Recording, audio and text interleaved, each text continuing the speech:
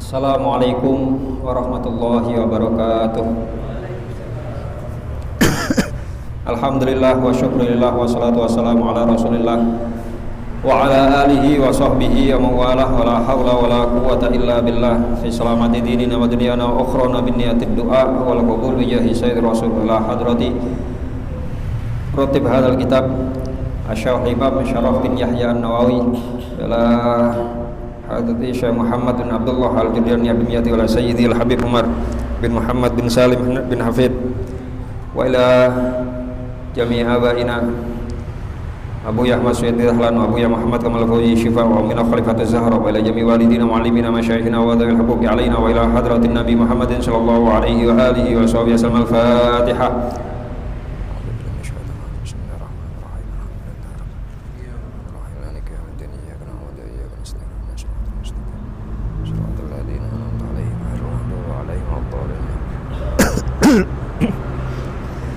Bismillahirrahmanirrahim. Bapak-bapak, ibu-ibu, para jamaah Masjid Nurul Muttaqin yang sedang beriktikaf di dalam masjid, pada kesempatan malam hari ini kajian rutin kita dari kajian kitab hadis Arba'in, Syarah Arba'in Nawawi, sampai pada pelajaran hadis yang ke-18.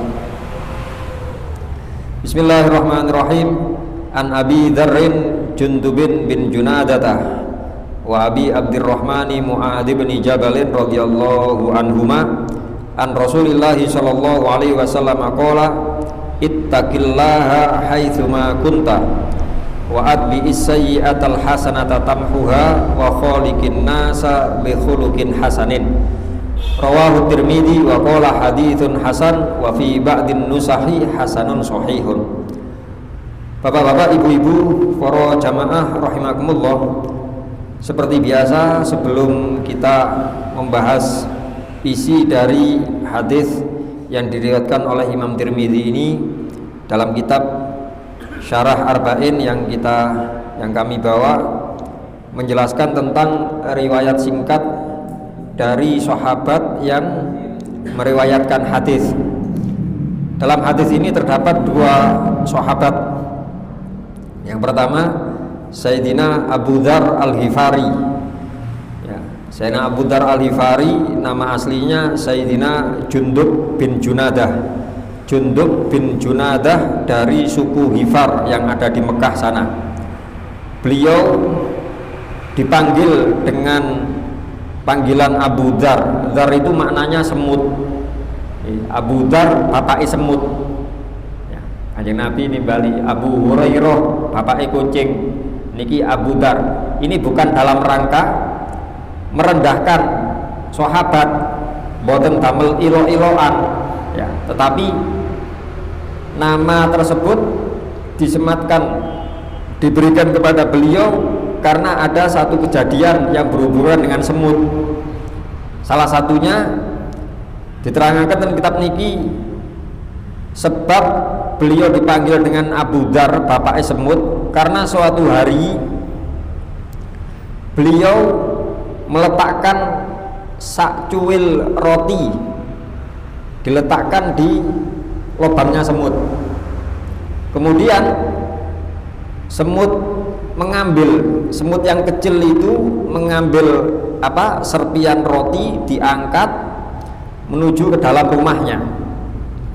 Ketika ditanya oleh sahabat yang lain, lapo sih sampean kok lungguh di lengi semut, pakai semut roti barang, beliau mengatakan unduru ila hadza, perhatikan terhadap semut ini, lam yadhar fi mizanid dunya wa inna mizanal akhirati la yatishu bi wahidatin minha.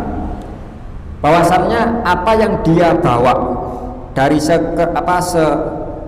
bukan sepotong sekedik roti niku wau tidak sebanding dengan timbangan dunia ya, dengan beratnya dunia. Wa inna mizanal akhirah la yatisu bi wahidatin minha, dan timbangan akhirat lebih besar daripada itu semuanya ya. Gampangannya Sayyidina Abu Dzar niki belajar kepada semut.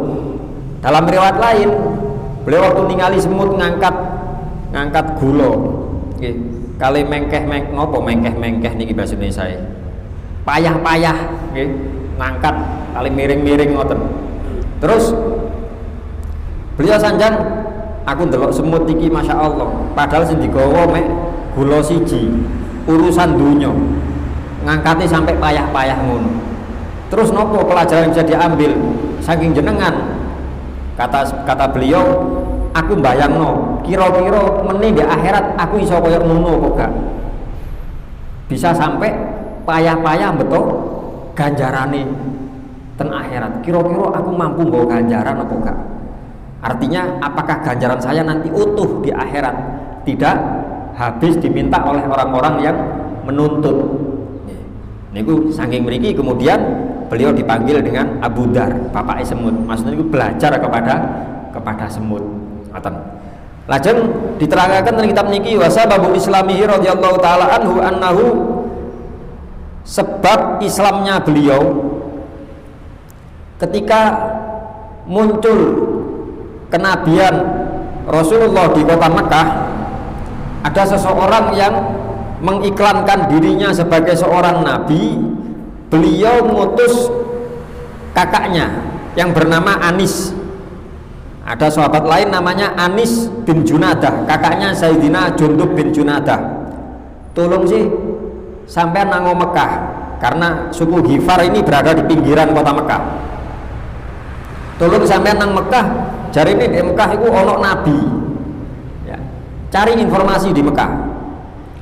Setelah kembali, Sayyidina Anis bin Junadah yang waktu itu belum masuk Islam, beliau menyampaikan, saya menemukan seseorang yang mengaku diutus oleh Allah. Dia memerintahkan untuk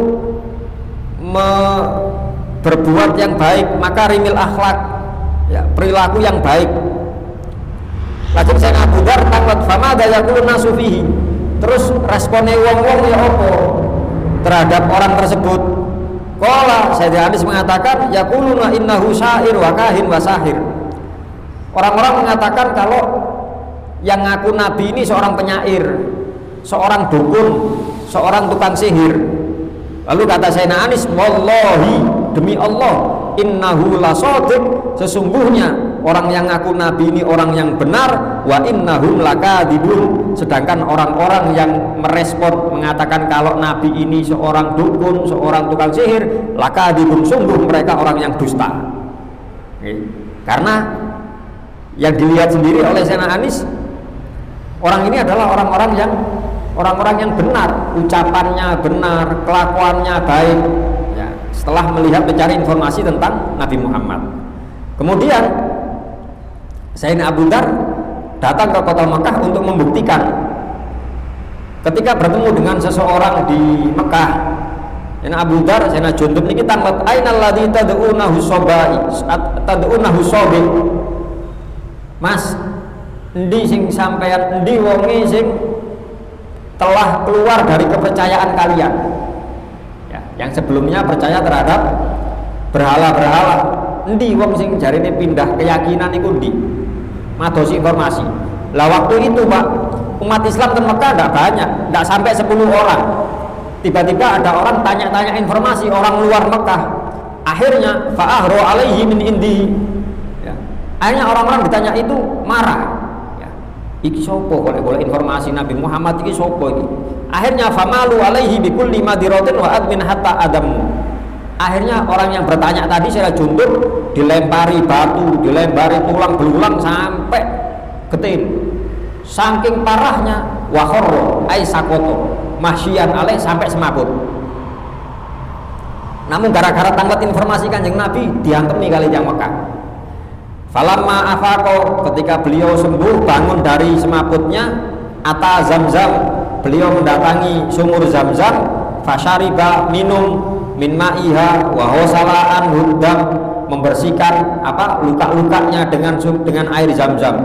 Wa makatha fil masjid salasina yauman, dan beliau tinggal di sekitar Ka'bah, di masjid sini maksudnya di sekitar Ka'bah, Masjidil Haram, wa malahu ta'abun, dan beliau tidak punya bekal sama sekali selama 30 hari illa ma'u Zamzam, kecuali hanya minum air Zamzam. Wa ma'adzalika, dengan kondisi seperti itu hasolahu saminun adimun, dan beliau tidak menjadi kurus 30 hari tidak mengkonsumsi apapun kecuali zam-zam. Samin awake nggih seger, nggih lemu, adimun gede, nggih seger, tidak menunjukkan kelaparan sampai 30 hari. Setiap hari mencari Kanjeng Nabi, boten kepanggih ya. Setelah 30 hari tiba-tiba Kanjeng Nabi datang di suatu malam. Kanjeng Nabi datang di sekitar Ka'bah, Kholwal Matof lailatan, di sekitar tempat tawaf, artinya sekitar Ka'bah. Kemudian fastalamal hajar, Kanjeng Nabi menyentuh Hajar Aswad, salam mencium Hajar Aswad, wa tawafa bil baiti, kemudian tawaf, tsumma sholat, kemudian sholat. Lah selama 30 hari Sayyidina Jundub niki meratosaken gak ono wong sing model kaya ngene, ndak ono. Nggih, sing ibadahnya model seperti itu di Ka'bah sebagai tempat ibadah. Banyak orang-orang tawaf di sekitar Ka'bah. Cuma tawaf yang jahiliyah niki mboten karu-karuan. Jadi sami muteri Ka'bah, cuma muteri kali bengo-bengo wonten sing nggih ngapunten basa kasari telanjang bulat, muter-muter. Nggih. Ngoten niku, carane macam-macam. Sing model kados Kanjeng Nabi mboten wonten. Mlebu dengan cara yang halus, mantun niku ngusap Hajar Aswad, mantun niku tawaf biasa. Mantun tawaf biasa, mantun tawaf salat. Kan dari sini akhirnya gak ono maneh iki paling sing di yang disebut Nabi iki paling. Akhirnya nekat Sayyidina Abu Dzar niki mendatangi Rasulullah dan mengatakan, "Assalamu alaika ya Rasulullah." Semoga keselamatan atasmu wahai Rasulullah. Faqala, maka Kanjeng Nabi menjawab, "Wa alaikassalam wa rahmatullah." Dijawab salami. Saking mriki bisa ketahuan niki tasih zaman ten Mekah. Umat Islam belum ada 10 orang. Belum ada 10 orang waktu itu, masih sangat sedikit. Dari sini, dari peristiwa ini, maka bisa diketahui bahwa Sayyidina Jundub bin Junadah atau yang kita kenal dengan nama Abu Dzar ini adalah awwaluman hayya Rasulullah sallallahu alaihi wasallam bi tahiyyatil Islam. Orang yang pertama mengucapkan salam kepada Rasulullah. Tadi ingat ditangleti, "Assalamualaikum." Bah, sing ngucapno assalamualaikum pertama niku sinten? Sayyidina Abu Dzar sahabane. Orang yang pertama mengucapkan salam dalam Islam. Menungso oleh malaikat Jibril. Tapi kalau dari manusia umat Islam yang pertama bapak salam, penemu salam niku Sayyidina Abu Dzar Al-Ghifari. Kan kadang-kadang menawi panjenengan tangleti putune sing pertama siapa yang menemukan apa Mas? Menemukan lampu. Ya, ada PR ya, yang menemukan lampu siapa ya? Ya Thomas Alva Edison. Mesin uap ya, James Watt. Lek sing pertama ngucapno bismillah siapa ya? Ya napa jangan jawab itu. Sopo ya iki? Masa Nabi Muhammad. Boten. Lek yang pertama mengucapkan bismillah Nabi Sulaiman. Ten Quran niku. Ya, innahu min Sulaiman wa innahu bismillahirrahmanirrahim. Yang pertama mengucap bismillah Sayyidina Sulaiman, Nabi Sulaiman.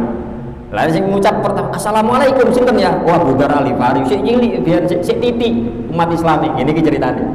Nggih. Setelah menyampaikan salam terus dijawab dengan waalaikumsalam. Jelas iki, pasti Nabi iki. Akhirnya dari informasi saudaranya Sayyidina Anis bin Junadah, Sayyidina Abu Dzar mengatakan asyhadu alla ilaha illallah wa anna Muhammadar Rasulullah. Langsung syahadat. Karena mana iki mesti Nabi ini. Hanya beliau bersyahadat. Lalu Kanjeng Nabi bertanya, "Faman anta? Sampean iki sapa?" Qala min Hifar, saya dari suku Hifar. Hanya cerita, kula pertama dugi ngeten tanglet diantemi wong sampai semaput menulis bisa-bisa 30 dino. Dari situ Kanjeng Nabi salut. Hebat hari ini. Akhirnya diajari tentang Islam. Setelah itu Kanjeng Nabi perintah kepada beliau untuk kembali kepada kaumnya, kepada masyarakatnya untuk menyampaikan bahwasanya beliau sudah masuk Islam dan mengajarkan Islam kepada kaumnya. Faqala, Sayyidina Abu Dzar mengatakan, "Walladzi nafsi biyadi." Demi Allah, la usrihanna bihadza baina dhahrani. Sekedap Kanjeng Nabi, kula wonten acara sekedap. Kengken langsung sekedap kula wonten perlu. Napa niku? Sayyidina Abu Dar ten sampingi Ka'bah niku wonten namine nakoh. Nakoh itu watu gede ngoten Pak. Nggih, watu gede. Biasanya orang-orang jahiliyah digunakan kalau ada pasar malam di sekitar Ka'bah, kan ada pasar mingguan kados ten Indonesia wonten apa? Pasar Kliwon, pasar Wage, pasar macam-macam niku. Ten mriku nggih wonten waktu niku. Nggih. Niku biasanya waktu niki damel tiang-tiang sing ngumumno atau damel pelelangan. Ayo wani piro niku munggah ten watu niku. Lah jenenge Abu Dar munggah ten watu niku sambil nada bi'a'la sautihi, mengucapkan dengan suara keras, bengok sak banter-bantere, asyhadu an la ilaha illallah wa asyhadu anna muhammadar rasulullah. Yang dayakan yang Islam dereng wonten 10. Bahkan dalam keterangan beliau ini orang ke-6 yang masuk Islam. Sama itu di Sayyidina Abu Bakar, Sayyidina Ali, Sayyidina Khadijah, beliau orang ke-6. Nggih. Bengok sak banter-bantere, padahal takok kok Kanjeng Nabi Muhammad itu sing diantemi. Niki terang-terangan syahadat, bengok sak banter-bantere. Wahire faqamu ilaihi, masyarakat di sekitar Ka'bah, orang-orang Mekah mendatanginya, wa qarabu hatta ajau, diwantemi sampai tiba.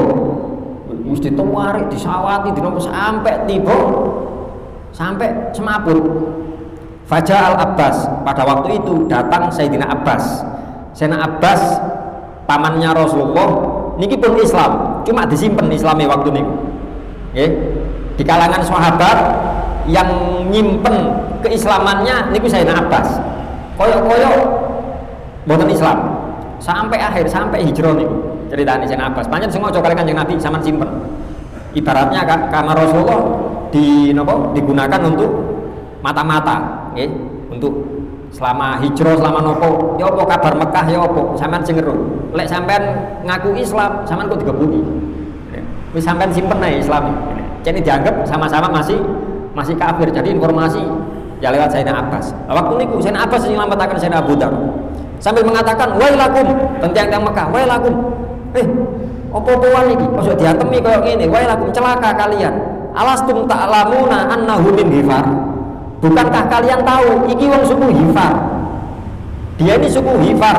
Wa anna tariqa tijaratikum ila Syam 'alaiha. Dan ketika kalian berdagang ke Syam, ke Syria, kalian mesti ngliwati Hifar. Nek ditingali ten atlas hadis, Hifar itu berada di pinggiran kota Mekah, suku kecil tetapi dikenal dengan suku, dalam tanda kutip lek sak mangke ngoten, suku preman, Pak. Suku begal, suku preman. Setiap orang yang mau dagang niku dijalui pajak, ditarget kali suku Hifar. Lek katike ya daganganmu tak cukup ya. Suku kecil cuma waduh kendel-kendel. Niki walaupun suku Quraisy suku yang besar. Kali Sayyidina Abbas, lho, iki suku Hifar, masih cilik tapi wani mati iki. Awan lek metu mesti ngliwati suku iki. Kalau kalian membunuh suku Hifar, walaupun mereka suku kecil, kalau mereka memasuki Mekah, sak Mekah dientekno kabeh iso. Iki wong nekat kabeh wong suku Hifar iki. Akhirnya tiang-tiang, wis iso dipateni. Karena waktu itu sudah ada yang mau bunuh. Ya. Akhirnya diselamatkan, diobati sampai sembuh. Keesokan harinya sowan ten Kanjeng Nabi, kali Kanjeng Nabi wis mulai yo dakwah nang umate sampai no wis mlebu Islam koyo ngene diterangano ya. Jawabane Sayyidina Abu Dar, sekedap Kanjeng Nabi, kula tasik wonten urusan apa maneh, menek malih. Munggah maneh, bengok malih. Wong Quraisy, rumono kabeh, asyhadu an la ilaha illallah. Bengok malih ping diwantemi malih, semaput malih ping nggih. Sampai Kanjeng Nabi, "Oh, pateni." Ngoten, nuwekat. Pikire aku ini gara-gara takok kok sing jenenge Muhammad endi diantemi tak bales mbek aku saiki. Ya. Aku wis ketemu, wis Islam aku, tak tutur nang ngomong lek aku wis mlebu Islam. Kondol wae. Nggih, napa kira kenten napa nekat dirangan. Jenenge apa? Pekali, Pak, sampai semaput, nggih mboten ngelawak. Sampai besok sembuh. Hari ketiga kali Kanjeng Nabi mulai oleh sekedar Kanjeng Nabi kalau wonten urusan ndak aku seru urusanmu kok. Mesti nekat maneh diatemi maneh. Mulai. Akhirnya beliau pulang menyampaikan kepada saudaranya, saya sudah bertemu, saya sudah masuk Islam. Lalu Sayyidina Anis bin Junadah juga masuk Islam. Kemudian beliau berdua mendatangi ibunya. Ya, karena waktu itu tinggal ibunya yang ada, lalu ibunya juga masuk Islam, kemudian disampaikan kepada kaumnya, seluruh Ghifar masuk Islam. Dia cerita mulai Allah aku ngene diantemi mari ngono aku nekat ngene wis cerita. Salut dengan perjuangan beliau mempertahankan syahadat niku lho. Mari sak kaum mlebu Islam sedaya, kemudian semuanya mendatangi Rasulullah, satu kaum, satu kelompok, sak desa teng Kanjeng Nabi sedaya masuk Islam. Begitu datang Kanjeng Nabi matur Ghifar, ghafarallahu laha. Ghifar, oh iki lho suku Ghifar, muga-muga kabeh di ngapura Gusti Allah. Hebat, perjuangannya Sayyidina Abu Dzar ini hebat. Dan beliau terkenal memang Pak, mulai awal kados ngoten sampai di zaman Islam ten Madinah, sampai di masa peperangan, sampai akhir ketika Kanjeng Nabi badhe sedo. Niki terkenal Sayyidina Abu Dzar niki orang yang suka nopo tandang dhewean. Gampangane mulai awal mencari Islam piyambakan kan. Mulai Kanjeng Nabi sampai syahadat, para dakwah sedaya piyambakan. Sampai ibadah piyambakan. Kanjeng Nabi dawuh Abu Dzar senengane dhewean. Abu Dzar itu senengane dhewean, mlebu Islam dhewe, dakwah napa ngejak umate mlebu Islam dhewe, lek nglakoni ibadah senengane dhewe, engko matine dhewe. Kata Kanjeng Nabi, engko matine dhewean, dibangkitno mbek Gusti Allah ya dhewean, engko di dina kiamat nggawa bendera dhewe. Hebat Pak. Padahal sedaya umat Islam niki di bawah bendera Kanjeng Nabi. Nggih. Khusus Sayyidina Abu Dzar kata Rasulullah bendera dhewe arek iki. Dhewean. Niki menunjukkan nopo? Tiang sing gadahi semangat ibadah. Mboten ngenteni kanca. Nggih. Mboten ngenteni kanca. Budal-budal nang masjid Pak, ana kancane karo kancane budal. Dia ora ngaji, gak ngenteni ono barengan, mboten ngurus barengan budal-budal. Senengane ngoten. Lah jenengan sing senengane model-model ngeten iki nggih berarti alirane Sayyidina Abu Dzar. Insyaallah besok ikut benderanya Sayyidina Abu Dzar. Nglampahi napa-napa niku mboten ngenteni bolo.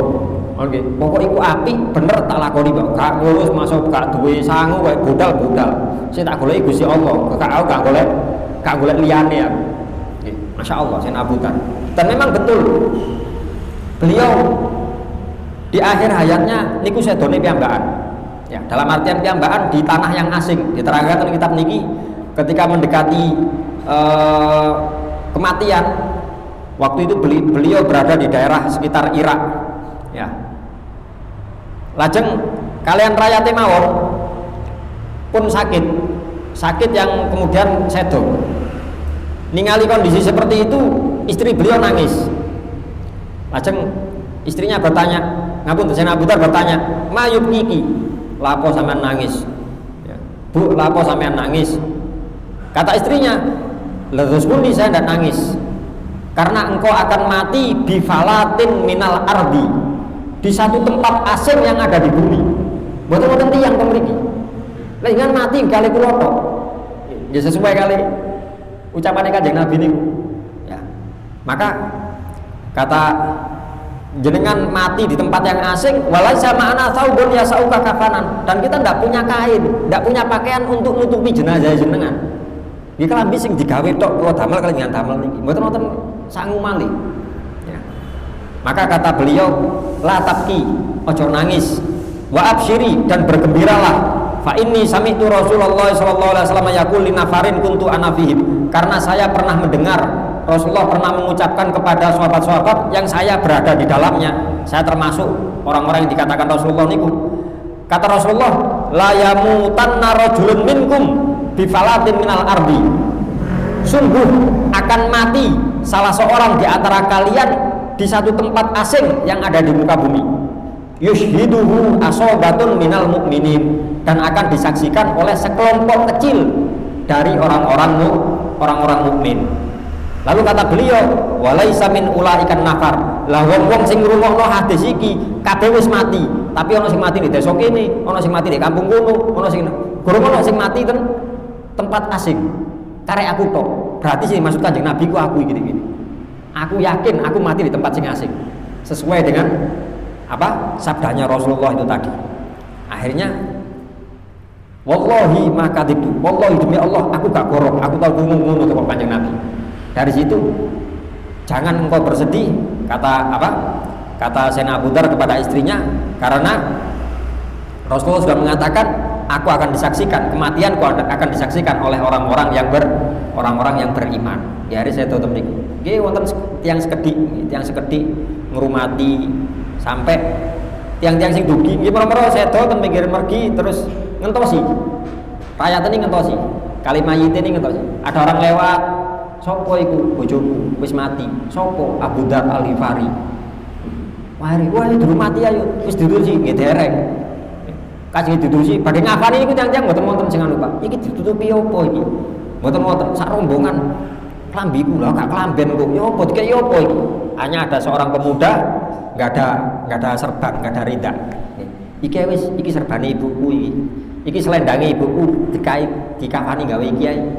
Ya akhirnya beliau dikuburkan di situ dan salah satunya ada sahabat yang ikut menguburkan mensolati yaitu Sayyidina Abdullah bin Mas'ud dalam hal ini. Pun niku sejarah singkat saking Sayyidina Abu Dzar. Wa Abi Abdurrahman Mu'ad bin Jabal. Perawi kedua dari hadis ini adalah Sayyidina Mu'ad bin Jabal. Sahabat yang masuk Islam ketika masih sangat muda, umurnya kurang lebih 18 tahun. Ya, Sayyidina Mu'ad bin Jabal niki waktu masuk Islam umurnya masih 18 tahun. Beliau termasuk pembesarnya sahabat, termasuk orang yang sing soleh di kalangan sahabat, ya. Dan beliau memiliki banyak kelebihan. Ketika masih muda, beliau sempat dikirim oleh Kanjeng Nabi untuk jadi delegasi mucal ten Yaman, menyebarkan Islam ke Yaman. Ini Sayyidina Mu'ad bin Jabal. Waktu itu masih sangat muda. Dan diterangkan dalam kitab niki pengen munggah jaran. Ayo wis budal numpak jarane. Kanjeng Nabi ngeteraken berjalan di belakangnya jalan kaki. Kan saya bayangkan ya Mbak, Kanjeng Nabi melampah Sayyidina Mu'ad bin Jabal numpak jaran. Dikengken tadi kali Kanjeng Nabi. Ayo ndang budal numpak jarane, dituntunaken kali Kanjeng Nabi. Kan saya bayangkan bagaimana mulianya Sayyidina Mu'ad bin Jabal. Nggih. Loh, ngoten niku mboten kudu, mboten anu. Niki lek ten ilmu fikih ada kaidah, Pak. Ya. Dalam ilmu fikih mazhab Syafi'i, kita yang ada di Indonesia ini ikut mazhab Syafi'i lewat jalur Imam Romli.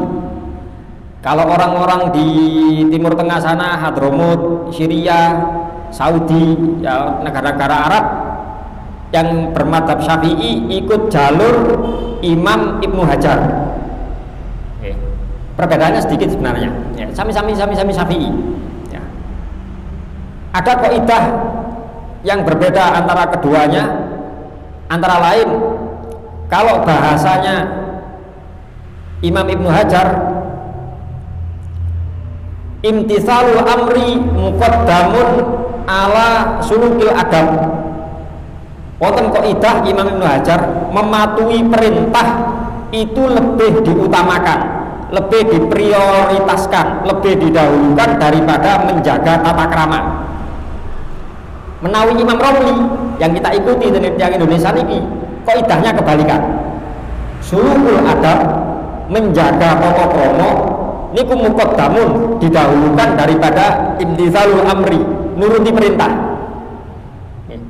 Saking niku saged ketinggal, ningali santri sing wonten ing Indonesia kali santri sing mondok ten Timur Tengah, gampangane napa Hadramut napa pundi. Indonesia niki Masya Allah santri ini sopan-sopan, nggih, sopan-sopan. Kadang mlebet ten dalem kali napa nunduk-nunduk napa kali apa mlaku nggih, mlaku nggih kali ngesot-ngesot ngoten niku lho. Nggih. Niki kadang-kadang kalian kiai ini kalian guru ini dikongkon ngadekoli, nggih boten purun ngadek. Alasane gak sopan aku ngadek kiai kula.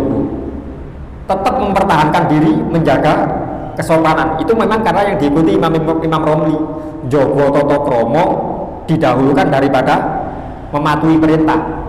Lek ten Hadramut niku mboten. Kita sowan ten Habib terus kali nunduk-nunduk, kali Habib Umar, ngadek mlaku biasa, Pak. sesuai perintah. Nggih. Iki jarene gak ilok, gak sopan. Lah Habib ngongkon ngadeg. Ngongkon melayu. Nggih. Dan itu mulai zaman Kanjeng Nabi model dua itu pun wonten. Nggih. Salah satunya ya Sayyidina Mu'ad bin Jabal niki. Kan numpak jarat, numpak. Masuk teng ngandhape wonten Sayyidina Abu Bakar, Sayyidina Umar, Kanjeng Nabi melampak ngetutno nuntun. Aku dikongkon numpak kok. Aku numpak gak karepe dhewe iki. Lu gak sopan, aku dikongkon Kanjeng Nabi. Lek aku gak manut tambah gak sopan maneh tambah. Niku Imam Ibnu Hajar ngoten. Nggih, terus bagi panjenengan sedaya atau mungkin para santri silahkan mau melakukan apapun, yang penting ada dasarnya. Ngoten gampangane. Lek aku ngadeg dikongkon ngadeg manut berarti melok Imam Ibnu Hajar, lek gak manut karena jogo tata krama berarti ikut Imam Romli. Ngoten pun simpele ngoten, sami-sami madzhab Syafi'i pun. Lah niki ketika beliau diantarkan oleh Rasulullah, lalu Rasulullah mengatakan hafidzakallahu ma baina yadayka wa min khalfik wa an yaminik wa an shimalik wa min fawqik wa min tahtik wa dara'a anka syururul insi wal jin.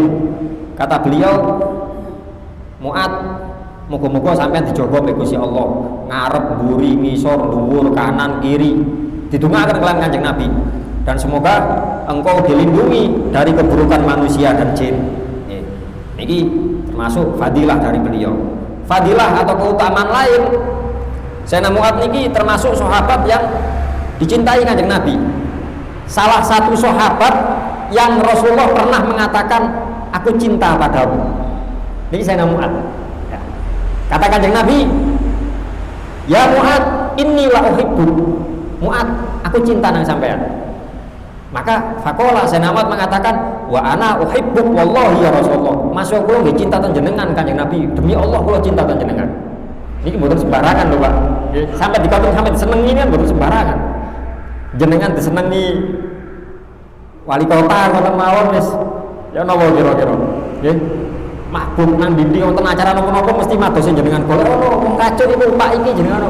Wonten acara napa wali kota ndak acara napa mesti madosi jenengan. Liwat sekitaran mriki mesti anu ya golek ono.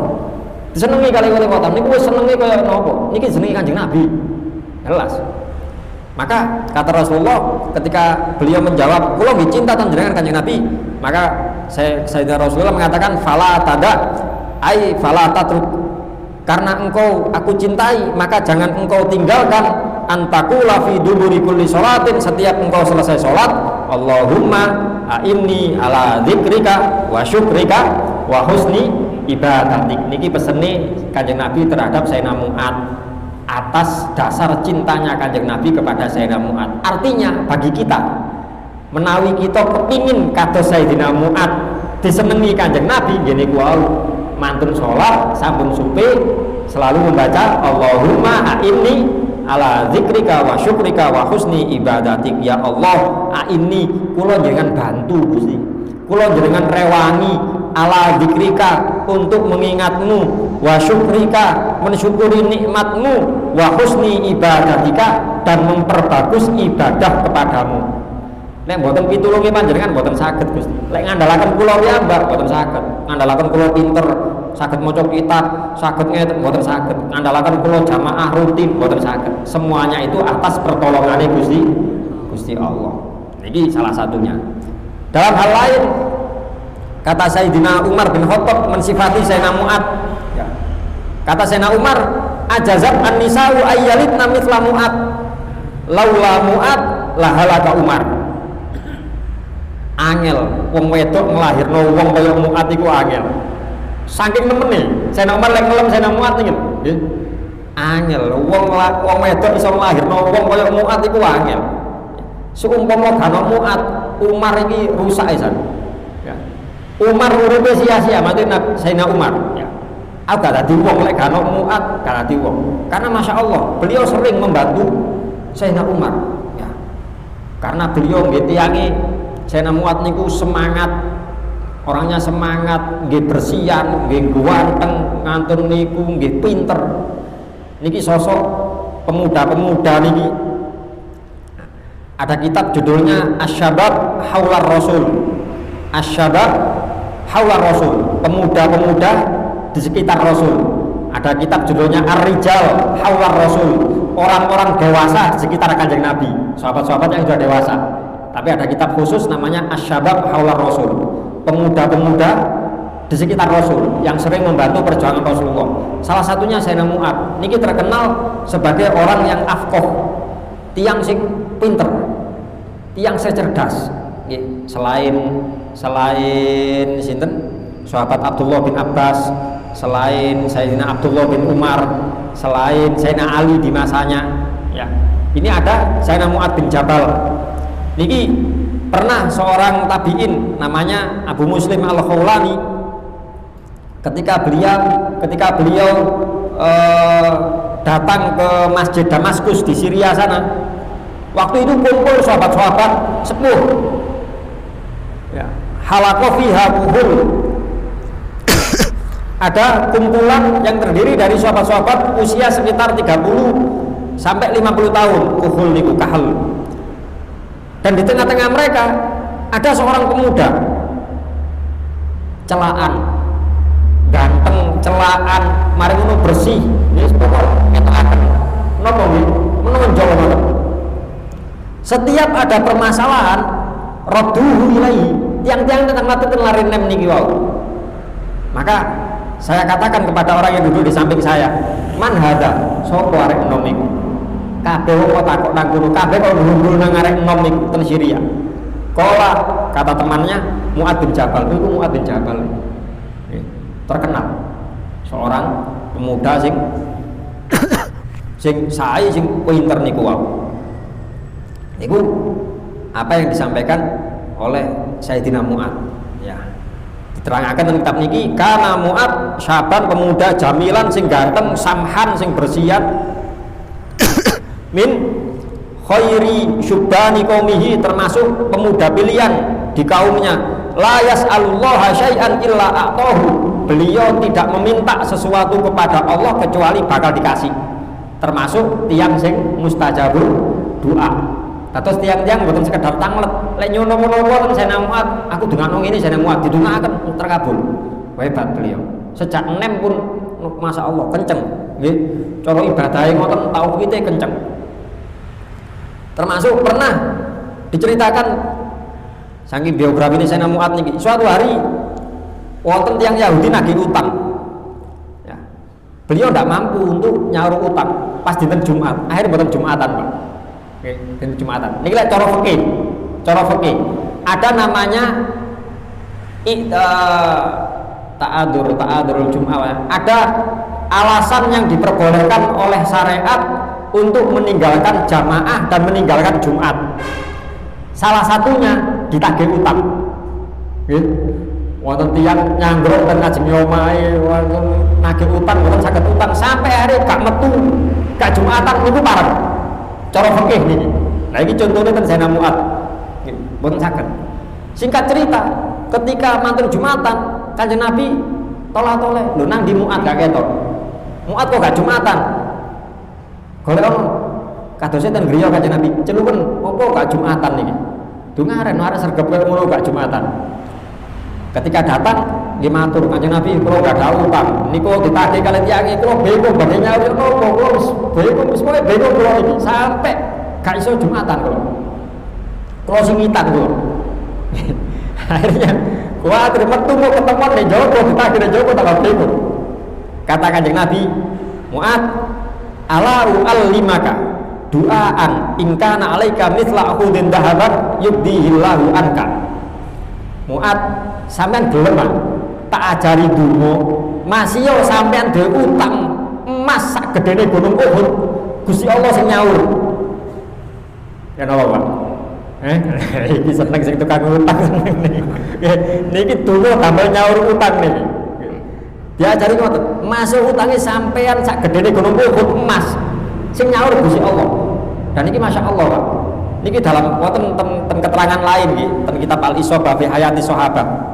Sayyidina Mu'ad niki termasuk tiang sing urusan utang piutang niku suwate.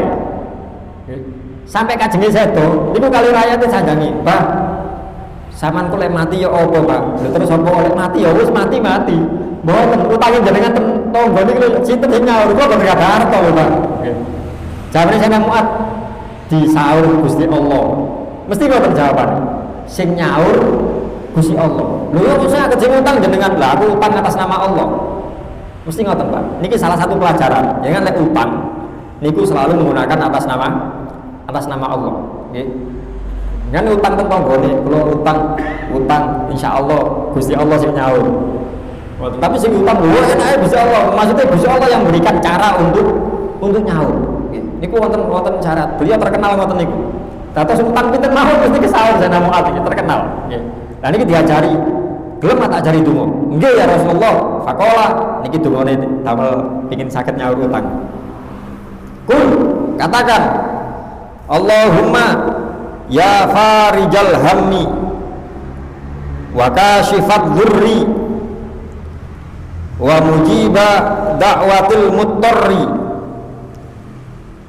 rahmanad dunya dan nulisan oh gak ada utang gak saya tulis gak ada utang rahmanad dunya wal akhirati wa rahimahuma irhamni fi qada'i daini rahmatan tunini biha an rahmati man siwak.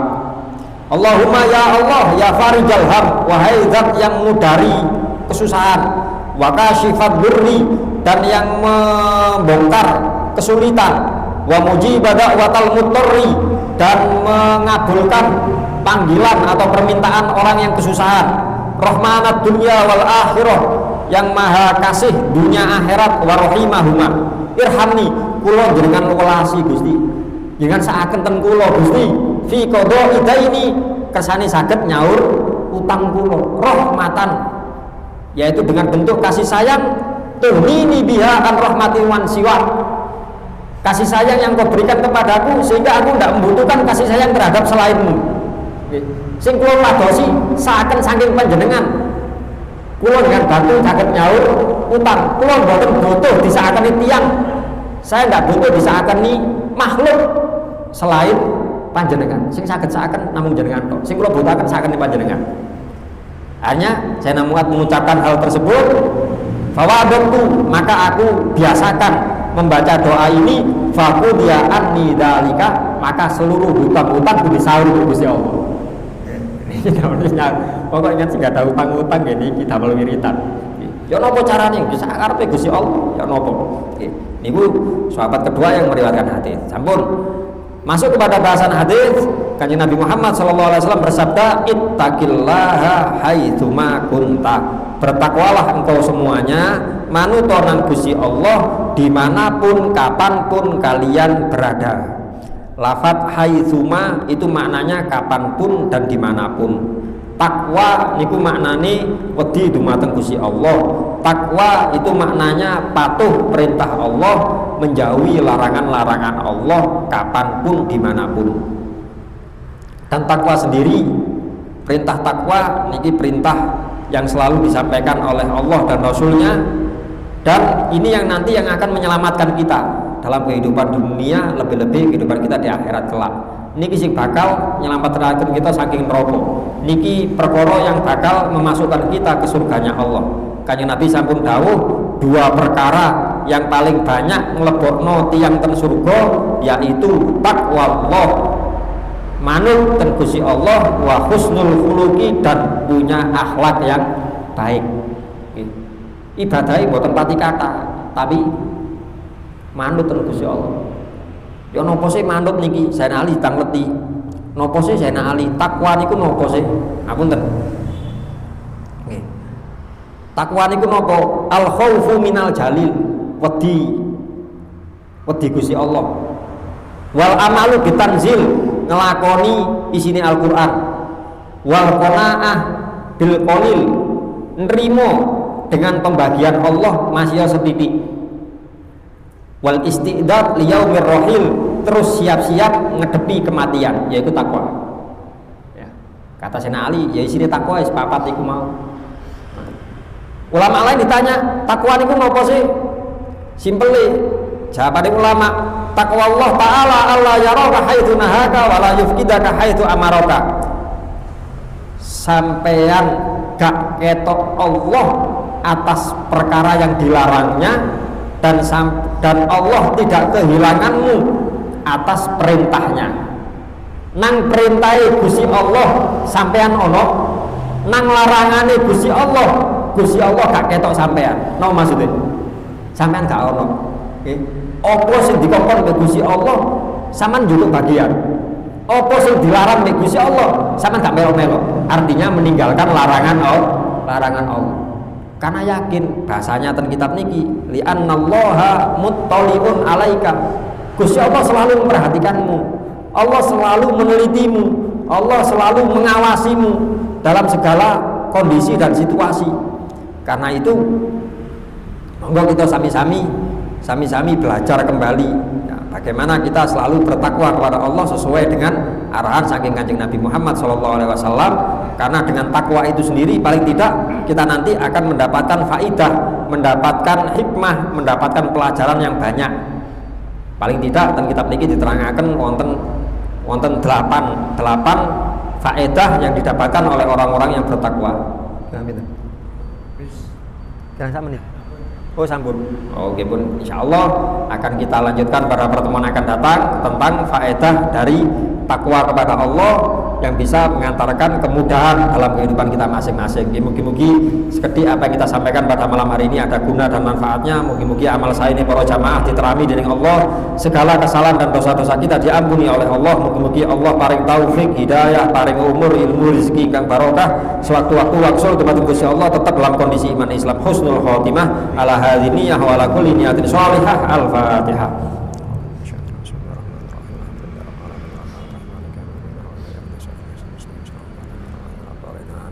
Walafu minkum. Wassalamualaikum warahmatullahi wabarakatuh.